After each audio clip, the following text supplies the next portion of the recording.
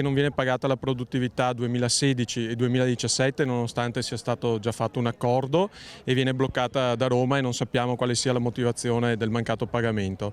Si parla di un taglio dai 900 ai 1200 euro di produttività annua per lavoratori che hanno uno stipendio di 1300-1400 euro, quindi sono delle cifre che per i lavoratori dell'Agenzia delle Entrate non sono poche. Dopo lo stato di agitazione dei giorni scorsi e l'inconcludente tentativo di conciliazione al Ministero del Lavoro, i dipendenti dell'Agenzia delle Entrate hanno proclamato uno sciopero.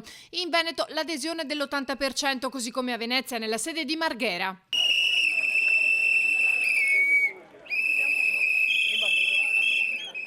Facciamo quello che ci dicono di fare, applichiamo delle leggi, abbiamo anche un lavoro sostanzialmente etico, nel senso che per noi è giusto fare una lotta all'evasione, l'evasione corretta, l'evasione giusta, l'evasione sana, che è una piaga che deve essere risolta. Facciamo il nostro lavoro, raggiungiamo gli obiettivi ed è dal 2016 che aspettiamo la corresponsione di questo salario accessorio. Tu fai il tuo lavoro ordinario, se fai di più, 130% del tuo lavoro, hai diritto ad un salario accessorio. Ebbene, siamo dal 2016 che stiamo aspettando, 16, 17, del 18 neppure si parla. Sono premi vecchi in una lotta all'evasione fiscale che è strategica per il risanamento del Paese. Non si può penalizzare chi dovrebbe occuparsi di applicare leggi dello Stato e garantire entrate fiscali certe. Umiliare questi lavoratori non solo è contro chi lavora tutti i giorni, ma è contro gli interessi dello Stato. In alcuni casi, ad esempio, ai lavoratori è stato addirittura chiesto di scrivere una mail per poter andare al bagno. È un po' il clima che da un po' di tempo si respira all'interno del sistema agenziale, almeno qui in Veneto. Ci pare che i dirigenti abbiano alle volte superato un po' quella che è la soglia di buon rapporto con i propri dipendenti,